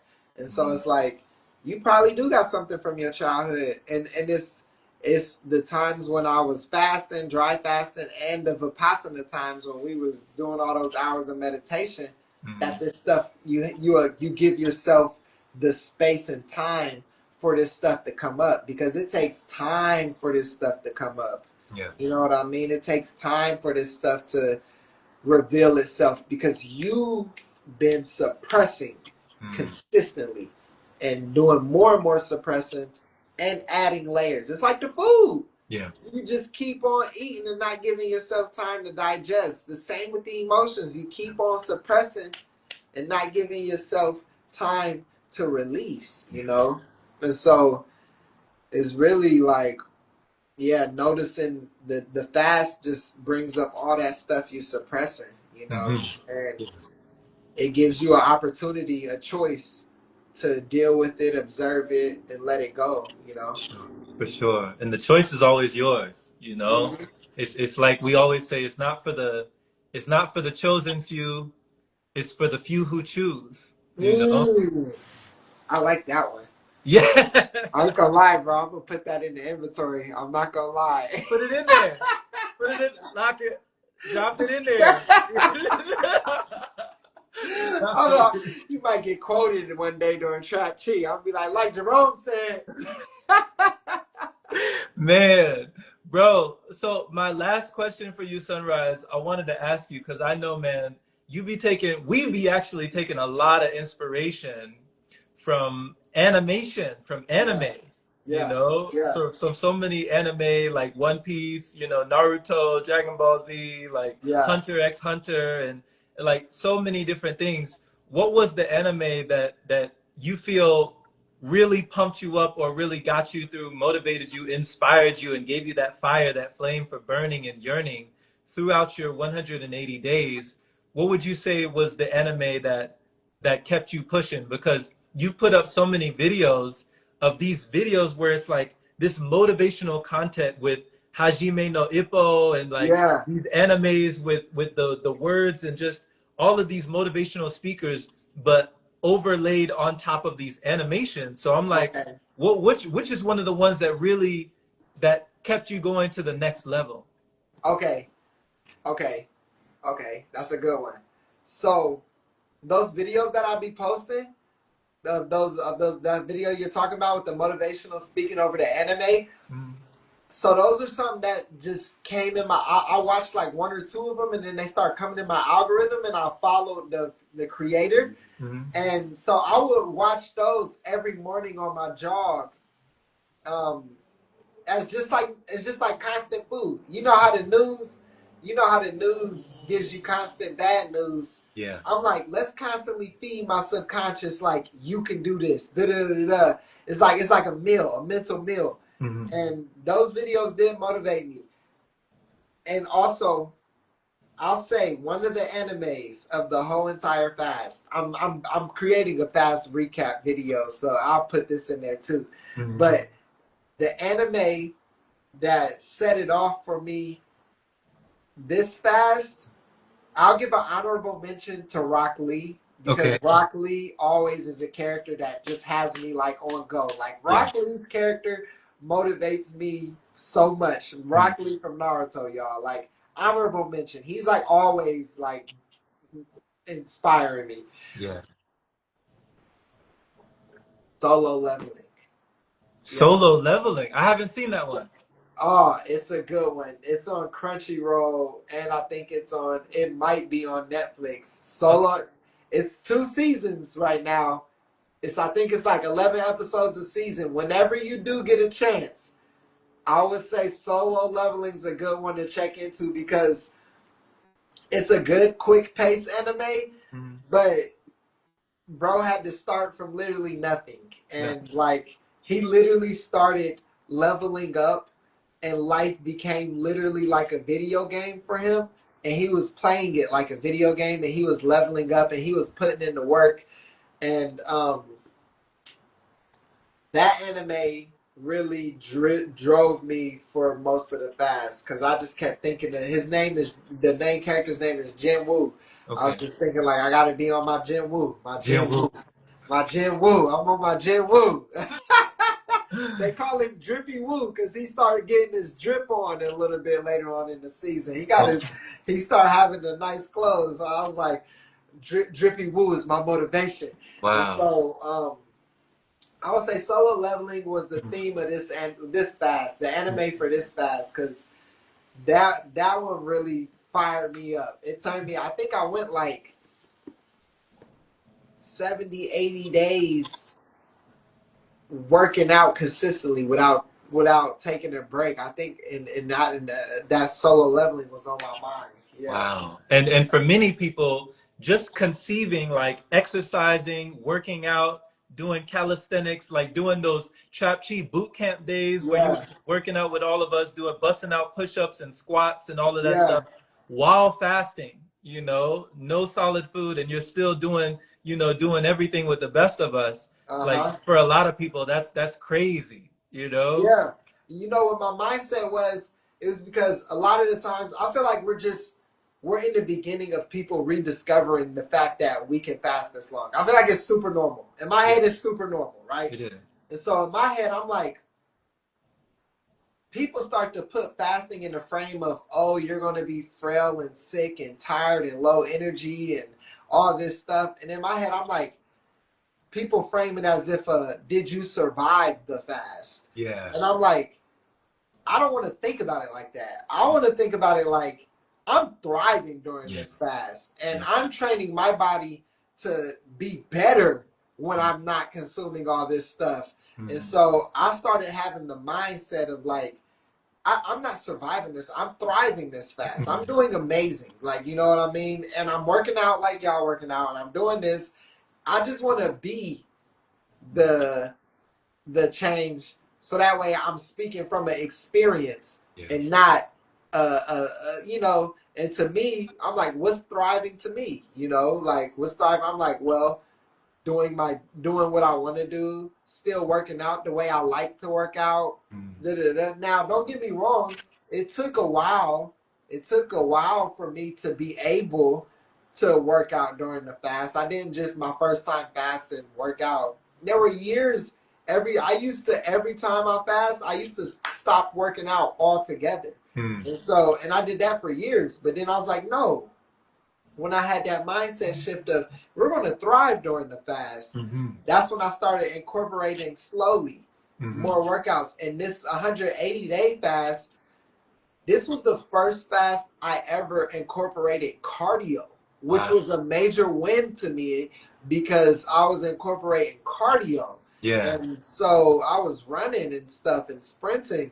And so it's just slowly and surely reprogramming your mind, which reprograms your body, which also they start to ping pong each other. You start to be like, I can do it. Then you do it. Then you're like, oh, I did that. I can do more. And then you do more. You know what I mean? And so it starts to positively ping pong. And then you're like, oh, yeah, this is possible. I didn't think it was possible because in the first grade they gave us the food pyramid and said we need this much bread, this much meat, this much dairy, 3 days no food, no water, you're drop dead. Like these were the programs that were installed. We update in the iOS system. You feel me?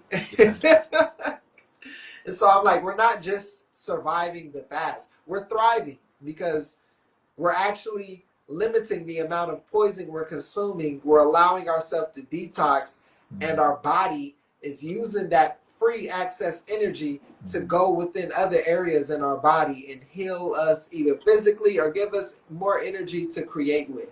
Exactly. Yeah. Exactly.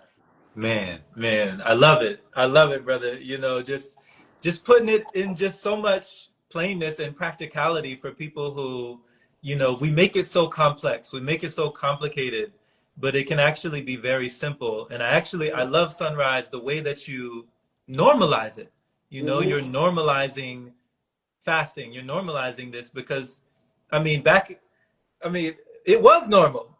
You Yeah. know, it Yeah. was like when did it not become normal to just, you know, take a break, to take a rest? You know, like when did that become crazy? You're crazy. You know, you're like what? You're gonna stop? Like what? You know, that's crazy. You know, They're when, like, bro, what? what? You You're know, not like overstuffing? Or are you crazy? when did that become so out of the norm Yeah. for us to just to take a break, just to give your body a break, you know, to give Yeah. your body a rest from digestion? They look at you crazy. They call you a conspiracy theorist. You're like, you know, all kinds of things like you don't know what you're talking about. You're gonna die. You're gonna wither away soon. Well, okay, I'll wait. You know, like let's find out. Let's see where you are in 180 days, and you're like thriving. You're like, I'm not Right. surviving. I'm thriving. You Yeah. know, and like Yeah. you can keep that old program if you want to. You can keep that iOS, you know, without the update if you want to, or you can Right. upgrade. Yeah, Yeah. You're yeah. right. And I got many of those texts during the fast too. Family, Mm. your aunt and me was worried. Your cousin Mm. was worried. Mm. I'm worried. I'm concerned. And I'm like, oh, I appreciate y'all's intention. You know what I mean? It's like I am concerned about the chitlins that's gonna get made this Thanksgiving. Okay, that's what I'm concerned about.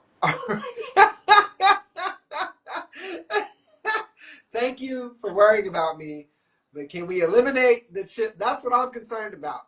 The For those, okay, for those who don't know what chitlins are, like some people call them chitterlings and chitlins. oh yeah, yeah. But can you tell people, because there's maybe not everybody was raised from the South. You know, You're I was right. raised in You're the right. South, so I know You're what right. chitlins are. Can you tell what people what that And is? Jerome International. I forgot Jerome International. He got he over here around the world. Okay, so if you don't know what chitlins or chitterlings are, it is literally pig intestine, Yeah, the stomach, the gut of a pig. It yeah. became really popular in the South.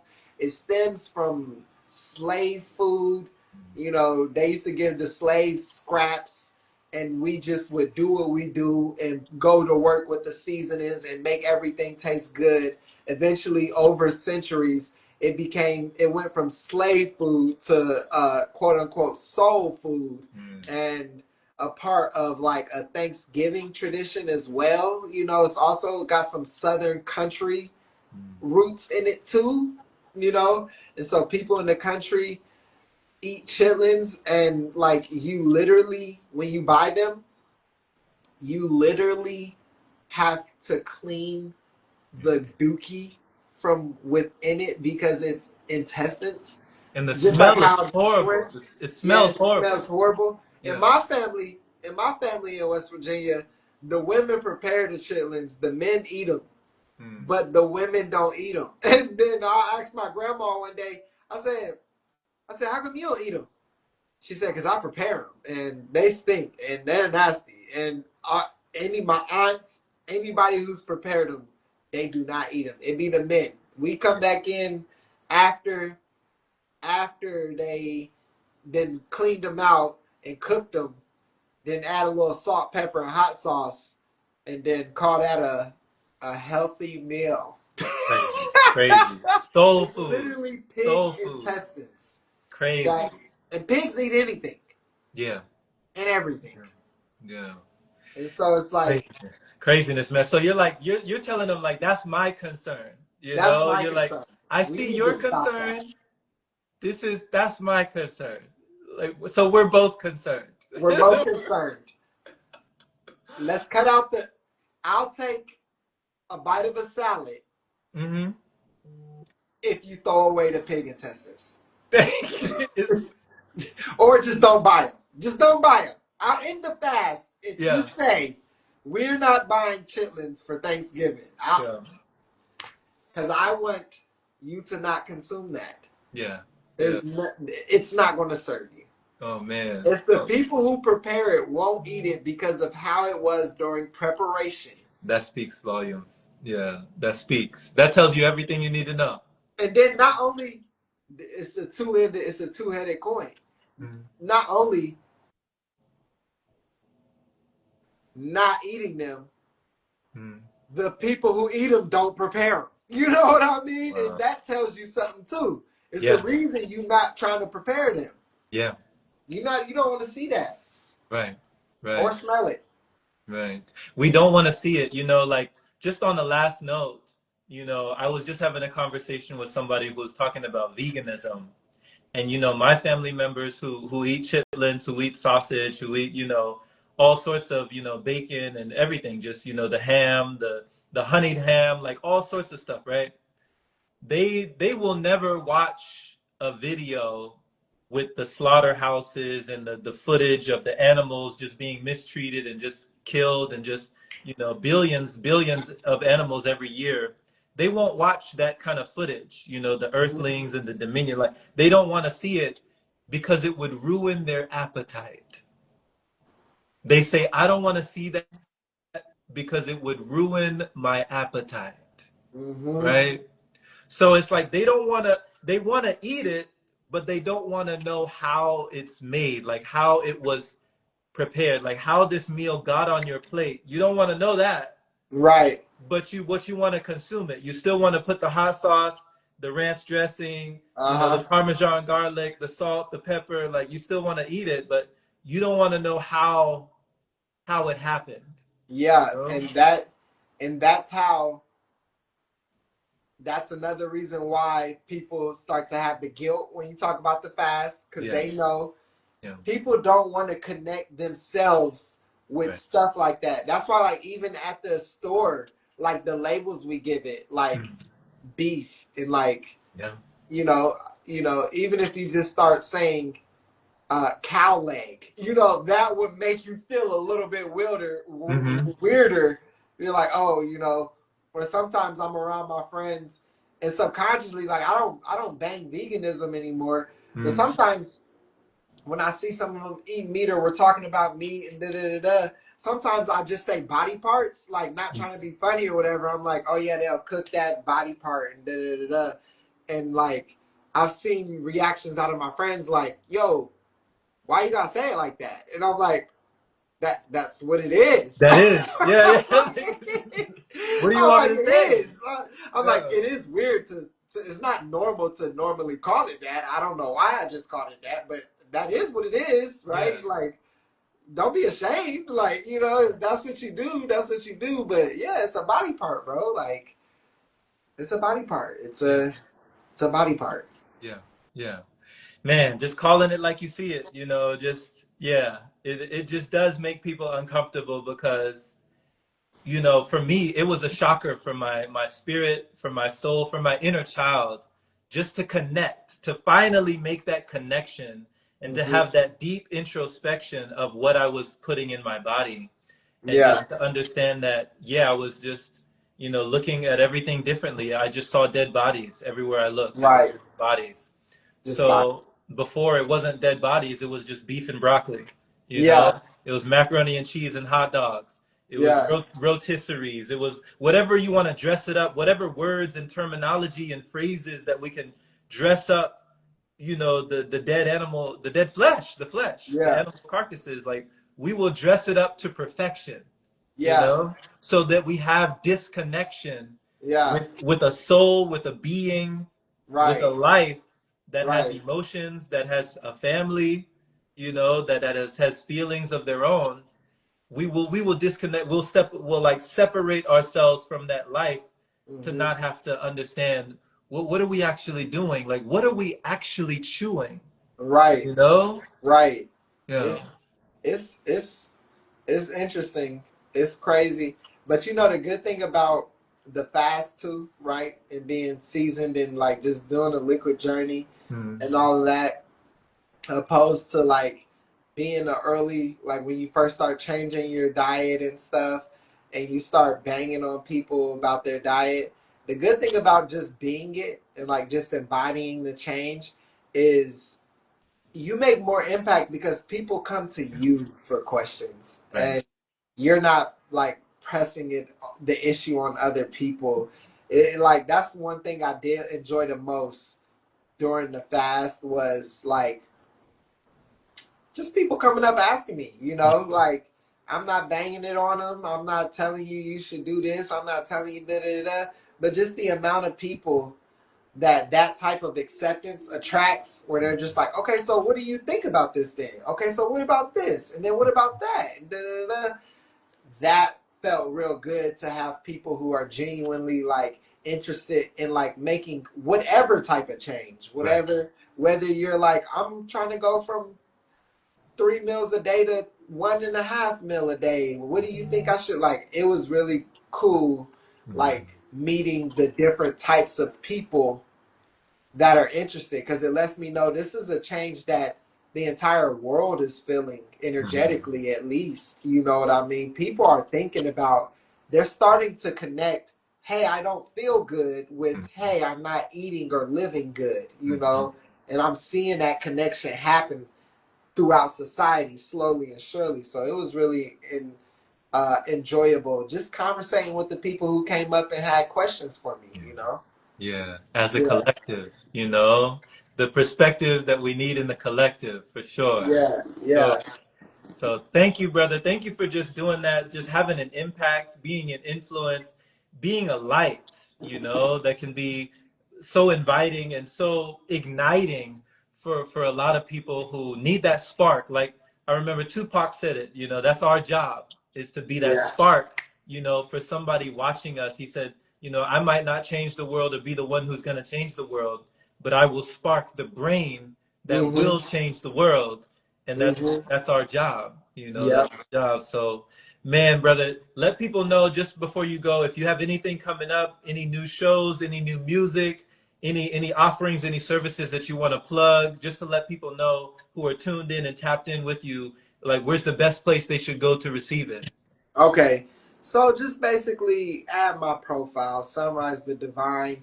Um, we got Trap Chi going. I'm getting back to my in-person classes, which is cool. We got an in-person class this Sunday the 3rd at the Walk Good Yard in LA, if you're in LA.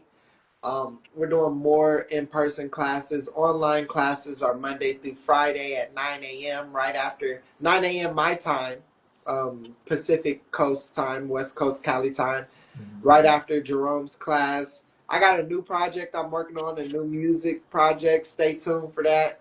And also working on some more books. So uh just stay tuned. Let's stay creative, y'all. Just add me here on Sunrise the Divine Instagram. I'm gonna be posting everything. And enjoy the YouTube. The YouTube is Sunrise the Divine. You can add me on TikTok, Sunrise Divine on TikTok. There's no the there's no the on TikTok. It's just Sunrise Divine. And I'm going live a lot more on TikTok, and I've been live streaming a lot. And so I've just been building and growing and staying creative, y'all. So let's just keep flowing. Let's keep sharing knowledge and sharing lifestyle experiences and enjoying life and enjoying the journey on the way. Yes, yes, sir. Indeed, indeed.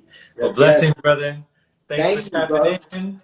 Thanks for having me. It's always good building with you. And Always. I'm going to see you again on the chessboard. Y'all mark my words. I'm going to get a win in soon.